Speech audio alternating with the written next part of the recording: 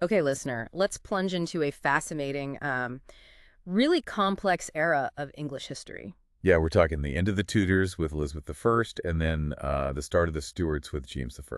A period just packed with high stakes drama, isn't it? Religious upheaval, intense power struggles. Absolutely. And challenges to, well, the very nature of how England was governed. The sources you brought us, they really let us dig into this pivotal transition. Right. So our mission today is to navigate this using these materials as our guide, really. We want to uncover the key events, the personal pressures on these monarchs Hmm. and how that delicate balance between the crown and, say, parliament began to fundamentally shift. Exactly. It's like understanding the roots of later conflicts, but seeing it through the lens of these, well, contemporary accounts. This deep dive isn't just about dates, is it? It's about understanding how these decisions made under, immense pressure. Yeah, how they shaped ideas of liberty, royal authority, England's place in the world. Yeah. It's all there in the sources, the raw material of that change. So let's start right at the beginning. Elizabeth takes the throne. The sources paint a picture of, well, immediate and significant challenges. Oh, absolutely. The sources highlight that straight away. Yeah. Philip II of Spain, having lost influence after Mary I, he didn't waste any time. Yeah. His ambassador was basically knocking on the door immediately, proposing marriage to Elizabeth, even offered a papal dispensation, Well, apparently. that's quite a move, especially given the history. But she said no. What do the sources tell us about her thinking there? Well, they really point to her political savvy right from the off. Mm. She saw the nation's extreme aversion to the Spanish alliance. They'd seen it all under Mary. Right. So declining this powerful offer right away, it was a signal, wasn't it, of her independence, her reading of the English mood. Hmm. The sources frame it as showing her pragmatism from day one. Pragmatism seems key, and we see that too in how she handled the massive religious question. Hmm. The sources say she threw out such hints as encouraged the Protestants early on, but deliberately delayed big changes until Parliament met. And crucially, the sources point out the makeup of that parliament. The elections had gone entirely against the Catholics. Ah, okay. So that gave her leverage, didn't it? Her strategy, as the sources laid out, was to allow Parliament to be involved in the entire change of religion. So it wasn't just her decreeing it from on high. Exactly. It had this veneer of national consent through Parliament. So while her authority was, as the sources say, backed by the strictest bands of law and religion, she was careful, wasn't she, to make it seem like it came entirely from the choice and inclination of the people. Yeah, the sources even note her personality wasn't likely to offend her subjects by any useless or violent exertions of power. That's fascinating how she projected power, firm but seemingly popular. It really highlights her political smarts. She understood the optics, and we see the same kind of, strategic realism with the whole Calais situation. Ah, yes, Calais. Henry II of France valued it hugely. Insisting on getting it back immediately would have tied her too closely to Spain. The sources say she was willing to suffer that loss, then submit to such a dependence on Spain. And the sources mention that detail about the negotiation. Henry only had to restore it if he actually made war on Elizabeth. Which, as the sharp observers or men of penetration saw it at the time, was just a colorable pretense for abandoning Calais. It wasn't a real condition, was it? No, not really. But, the sources add, people generally excused her. They saw the necessity of her affairs. Sometimes you have to make those tough calls for stability. A difficult call, but probably smart. Now, moving on. If one person really embodied the threats to Elizabeth, both external and internal, it had to be Mary, Queen of Scots. Oh, definitely. Her claim to the English throne, pushed by those wanting to dispute her legitimacy and her title, it was a constant thorn in Elizabeth's side. And it triggered what the sources call Elizabeth's violent jealousy. She was determined, wasn't she, to stop Henry II of France using Mary's claim against her. Right, to incapacitate Henry from the execution of his project. And even when Henry died suddenly, his successor, Francis II, just carried on, didn't he? Allowing Mary to assume, without reserve, the title of King of England. And meanwhile, Scotland itself was just chaotic. Religious turmoil, political fighting between the Queen Regent and the Protestant congregation, with figures like John Knox stirring things up. Yeah, the sources describe intense religious conflict, depredations on the churches and monasteries, Real violence. There's that interesting bit about the regent maybe saying princes didn't need to keep promises to heretics, Hmm. though the source itself kind of doubts she'd say that, calling her prudent and virtuous, shows how rumors could fly in that atmosphere. And Elizabeth wasn't just watching this unfold. She was involved, but quietly. Very quietly, she secretly ordered her ambassadors to give in her name some promises of support to the malcontents, and even sent money, a supply of £10,000, funding the opposition. Clever. So Mary eventually comes back to Scotland after her husband Francis II dies, and it's a shock for her. A real culture shock, according to the sources. They contrast her French upbringing, the humane disposition and their respectful behavior she was used to, with coming back to what they call a rough and uncultivated people. And immediate religious pressure. The sources mention a law making it a capital offense first time to say Mass anywhere but the Queen's own chapel. Yeah, and the General Assembly was constantly pushing her to renounce Catholicism. Yeah. It was a hostile homecoming, really. Then her personal life just implodes with the Darnley marriage. The sources are brutal about his character. Absolutely scathing. Violent yet variable, insolent yet credulous, destitute of all gratitude, addicted to low pleasures. It sounds like a disaster waiting to happen. And it was his murder. And then the suspicion immediately falling on Bothwell. The general conjecture pointed right at him. And the aftermath was just handled so badly, wasn't it? Bothwell's acquittal in the absence of accusers. That's suspect in itself. And the sources mention this bond or association signed by nobles declaring him innocent. It's hard to believe.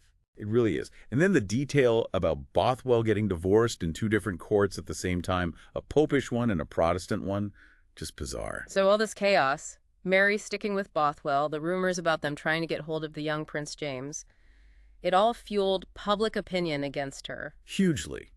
The sources are clear that it damaged her reputation and raised questions about her judgment, even her character. Which leads to her defeat, imprisonment in Scotland, and then fleeing to England, looking for help from Elizabeth. The sources mention her harsh treatment by the Earl of Murray's mother, too. Yes, highlighting the personal bitterness involved. Elizabeth's first reaction, the sources say, was sort of mixed. She seemed touched with compassion. Maybe her immediate fears were calmed because Mary was defeated. Perhaps. But her advisors, especially Cecil, jumped in quickly. They did. Cecil's arguments, according to the sources, were pragmatic. The Scottish party in power was now attached to the English alliance. Supporting Mary risked that. Plus, Mary had shown implacable resentment towards Elizabeth, and her claim was just too dangerous. So Elizabeth lands on this strategy. Seem generous, but be cautious. Detain Mary, offer mediation, but keep her under control. Precisely. The sources describe it as proceeding in a seemingly generous but really cautious manner. The commission set up to investigate the whole thing had clear aims. What were those aims, according to the sources? If Mary was found guilty of Darnley's murder, Elizabeth could justifiably detain her forever a prisoner. Simple.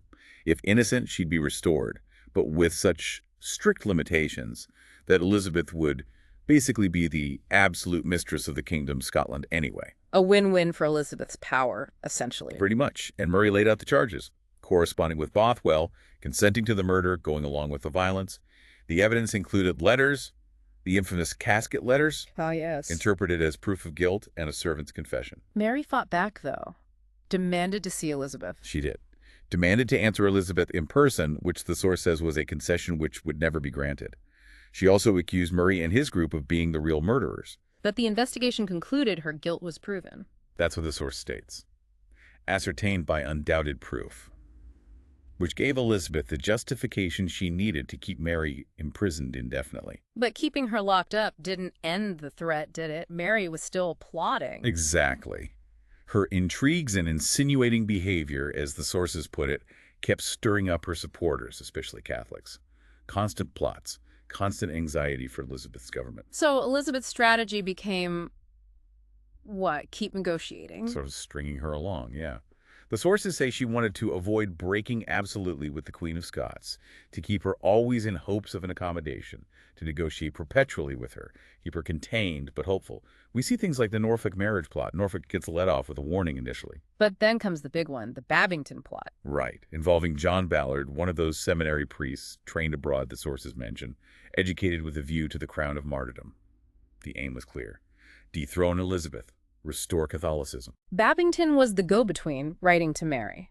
But Walsingham, Elizabeth's spy master, was onto them. Oh yes. intercepting letters through a double agent, Gifford. Philip's deciphering them. They knew what was happening. And the sources mention this incredibly clever trick Walsingham used. The artifice, yeah. Adding a postscript in cipher to a letter, supposedly from Babington, asking Mary for the names of the other conspirators. And she, or her secretaries, fell for it. Apparently so. It gave Walsingham the full insight into the plot. The sources note the council was terrified by this point, believing their own safety depended on Elizabeth's life, and they were pushing hard for action against Mary. Which leads to her trial under that specific act passed the year before, and Mary was defiant. Very defiant, according to the sources. She argues she was an absolute independent princess, not subject to English law, and wouldn't do anything to diminish her own royal status or her son's. What about her son, James? How did he react? Publicly, he protested. But the sources add that little detail. He secretly might not have been displeased.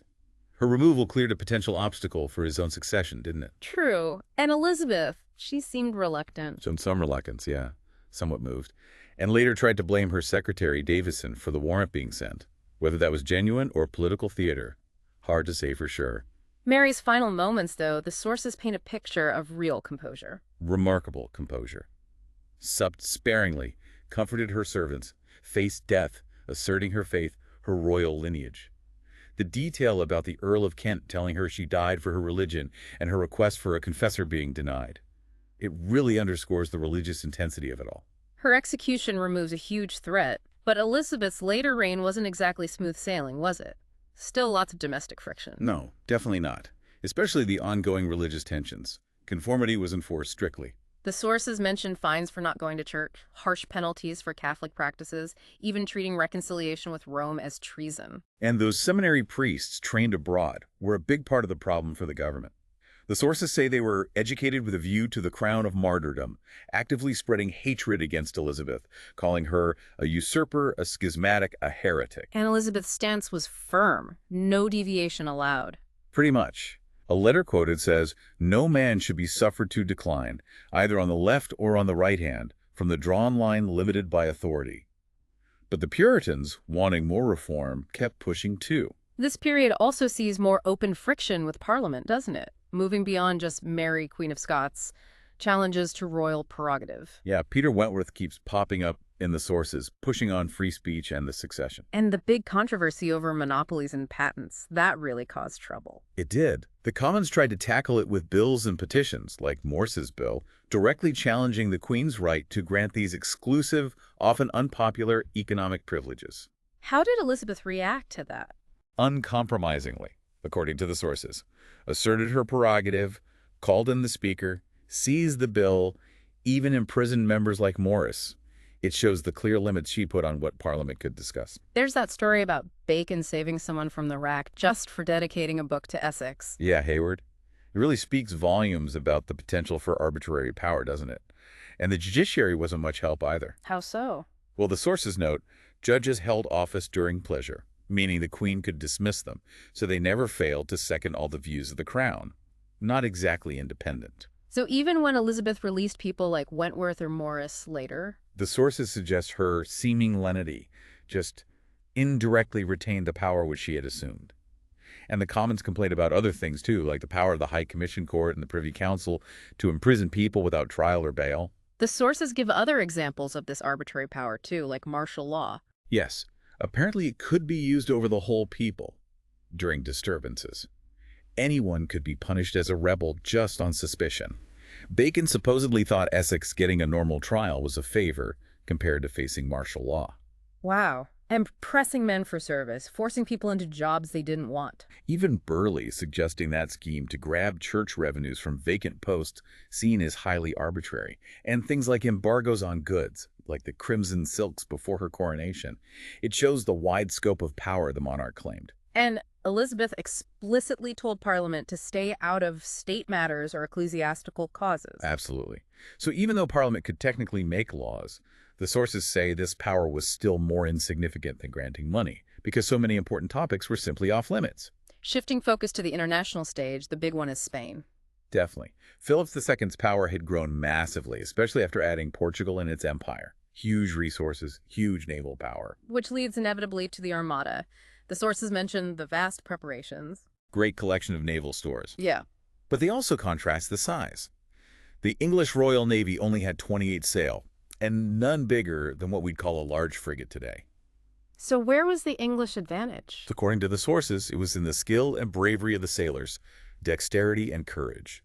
Plus leadership, Effingham, Drake, Hawkins, Frobisher, and massive public support. How so? People apparently doubled the number of ships asked for. Nobles and gentry fitted out ships themselves.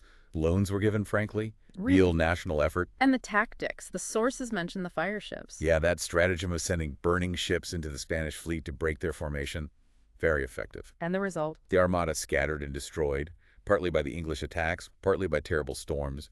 But these wars, including later expeditions to Portugal and Cadiz under Essex, they cost a fortune. How much? The sources estimate above £1,200,000 spent just on the wars in Flanders, France, and the naval side since the conflict with Spain began. A huge sum back then. And all this time, Ireland is still a problem. The rebellion under Tyrone. A persistent train, yeah. The sources mention problems like troops not being paid, leading to rapine and insolence, which just made the Irish hate them more. Essex was sent over with a big army, wasn't he? But it didn't go well. No. He faced stiff resistance. The sources say he ended up cashiering officers, even decimating troops for misbehavior. Made questionable strategic moves, like not confronting Tyrone directly. And conferred knighthoods everywhere. Held a secret meeting with Tyrone. Yes, all controversial. Then he came back to England against orders. Cecil accused him, according to the sources, of agreeing to odious and abominable conditions with Tyrone, like religious toleration for Catholics, pardons for traitors. So Mountjoy took over? Yes, and eventually subdued the rebellion using different tactics, dividing the army, building forts, constant harassment, though the Spanish did manage to land at Kinsale, but they were defeated by Mountjoy and Leveson. Which brings us to Essex's final dramatic act, his rebellion. Yeah, his last gamble, relying on what he thought was his public popularity, according to the sources. What was the plan? Assemble his friends, claim Cobham and Raleigh were plotting against him, try to seize the palace, or maybe get the citizens of London on his side. But it fizzled out quickly. Very quickly. Suppressed almost immediately. His trial is interesting, though. How so? The sources say the judges weren't convinced he actually intended to seize the queen or force conditions on her. But they decided his intent to force his way into her presence and remove his enemies was a species of treason. So he was condemned. Yes. He faced it expecting death. Southampton, who was also involved, was apparently more mild and submissive. And the very end of Elizabeth's reign. Signs of aging, focus shifting to the succession. Yeah, the sources mentioned that debate about her final melancholy. Was it the Essex ring story? Was it disillusionment with courtiers kissing up to James? Or finding out her own secretary was secretly corresponding with him? The sources leave it a bit open. And then she dies. And James's first accession is surprisingly smooth. Remarkably smooth, according to the sources. Fulfilled the earnest wishes of the nation. Parliament even passed an act of recognition in most ample terms. A clear welcome. Now, James comes south with a very different experience of church relations from Scotland, doesn't he? Oh, completely. The sources stress this. He dealt with Scottish clergy who controlled his commands, disputed his tenets, and to his face, censured his conduct.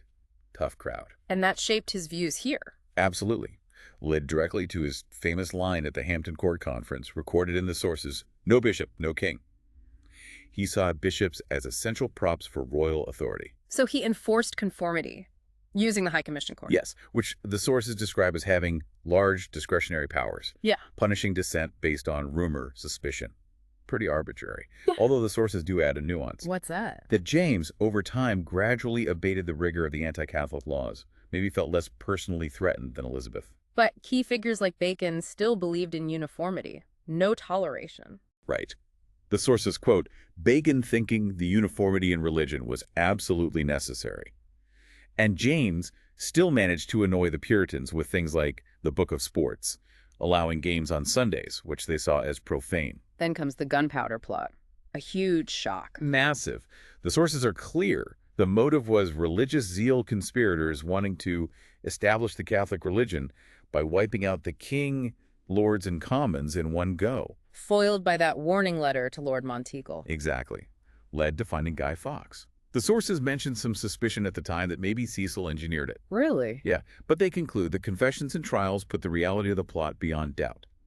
Heavy fines followed for Catholic lords associated with it. But James himself, his reaction was somewhat measured. According to the sources, yes. In his speech to Parliament, he specifically said not all Catholics should be blamed for what a few extremists did. Now, a huge theme for James's reign, highlighted in the sources, is this changing relationship with Parliament. Fundamentally changing. The sources say he actually allowed them more freedom of debate than ever was indulged by any of his predecessors. But that just brought the underlying conflict out into the open. Precisely. The core issue, according to the sources, Parliament wanting to discuss and control things, James saw as his prerogative alone. State matters, religion, and especially taxation. Ah, taxation. The issue of impositions. Yes, customs duties James levied without Parliament's consent. Parliament saw this as a major grievance, a serious overreach of royal power. And this led to clashes like the addled Parliament. The 1614 Parliament, yeah. Yeah. Called addled because it achieved nothing, granted no money, just complained about impositions and attacked James's favorites. By 1621, the arguments expanded to foreign policy. Yes, the Palatinate situation, James's daughter and son-in-law. The Commons actually petitioned the king, offering advice on foreign policy. The Spanish mad for Prince Charles, even Charles's education. How did James take that? He was furious, according to the sources. Said they'd presumed to meddle with things far above their capacity.